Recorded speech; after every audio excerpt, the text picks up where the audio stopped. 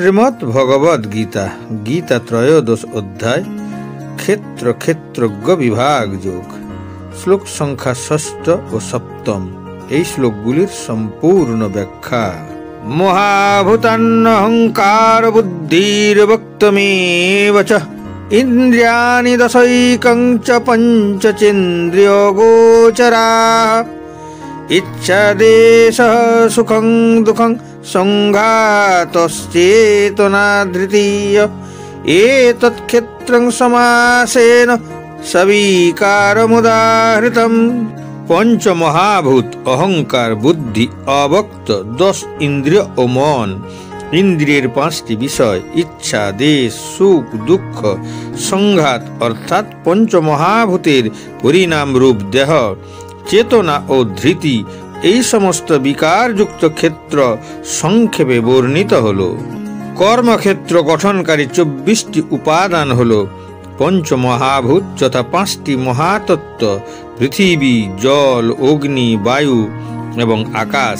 5টি ইন্দ্রিয় বস্তু, যথা স্বাদ, স্পর্শ, গন্ধ, রূপ ও শব্দ।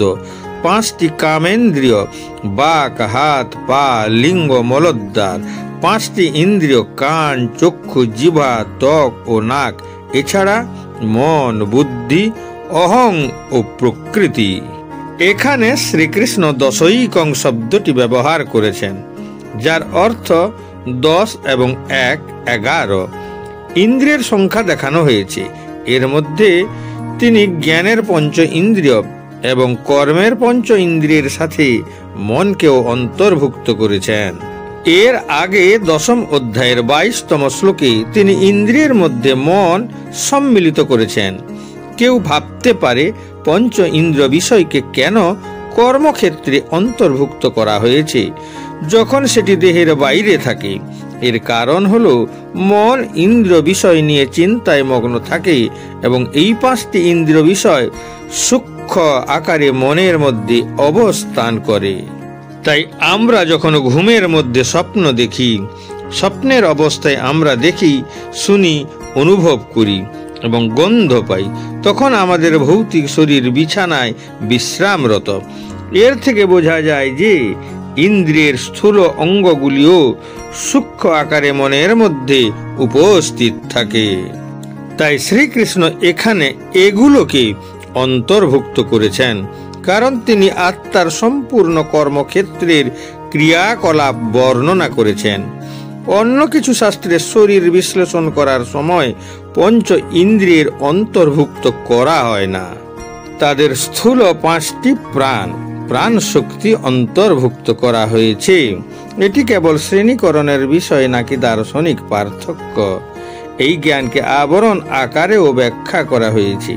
দেহের অঞ্চলে 5টি কোষ রয়েছে, যা আত্মাকে ধারণ করে এবং আবৃত করে, যেমন অনন্যায় কোষ, প্রাণময় কোষ, মনোময় কোষ, জ্ঞানময় কোষ এবং আনন্দময় কোষ। অনন্যময় কোষ এটি স্থূল আবরণ। এটির 5টি মহান তত্ত্ব, যেমন পৃথিবী, জল, আগুন, বায়ু এবং আকাশের দ্বারা গঠিত। প্রাণময় কোষ এটি জীবনী শক্তির আবরণ। এটি 5 ধরনের জীবনদানকারী শক্তি: প্রাণ, আপান, ব্যান, সমান ও উদান দ্বারা গঠিত। মনোময় কোষ এটি মানসিক আবরণ। এটি মন এবং কর্মের 5টি অঙ্গের কথা, যেমন হাত, পা, লিঙ্গ, মলদ্বার দ্বারা গঠিত। জ্ঞানময় কোষ এটি বুদ্ধিমত্তার আবরণ। এই আবরণটি বুদ্ধি এবং 5টি ইন্দ্রিয়, কান, চোখ, জিহ্বা, ত্বক ও নাক দ্বারা গঠিত। আনন্দময় কোষ এটি অহং দ্বারা গঠিত।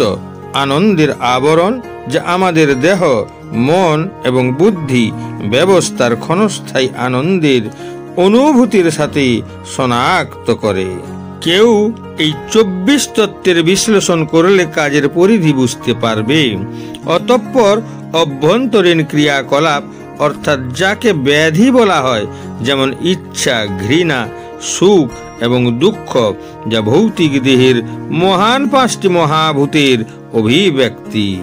চেতনা এবং ধৈর্যের মাধ্যমে প্রদর্শিত জীবনের বৈশিষ্ট্যগুলি হল সূক্ষ্ম দেহ অর্থাৎ মন, অহং এবং বুদ্ধির অভিব্যক্তি। এই সূক্ষ্ম তত্ত্বগুলিও কাজের ক্ষেত্রে অন্তর্ভুক্ত থাকে।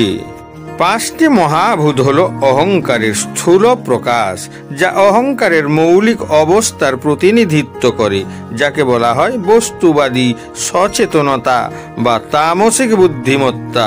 এটি প্রকৃতির তিনটি গুণের অপ্রকাশিত অবস্থাকে নির্দেশ করে। যে ব্যক্তি এই 24টি তত্ত্ব ও তাদের বিকারসমূহ জানতে ইচ্ছুক, তাকে বিশদভাবে দর্শন অধ্যয়ন করতে হবে। শুধুমাত্র ভগবদ গীতায় একটি সারাংশ দেওয়া হয়েছে মাত্র। শরীর এই সমস্ত তত্ত্বের অভিব্যক্তি। শরীরে 6 ধরনের পরিবর্তন ঘটে। এর উৎপন্ন হয়, বৃদ্ধি পায়, মজবুত হয়, সন্তান জন্ম দেয় এবং ক্ষয় প্রাপ্ত হয় এবং শেষ পর্যন্ত সমাপ্ত হয়ে যায়। অতএব ক্ষেত্র একটি অস্থায়ী ভৌত বস্তু, কিন্তু ক্ষেত্রের জ্ঞাতা ক্ষেত্রজ্ঞ তা থেকে আলাদা থাকে।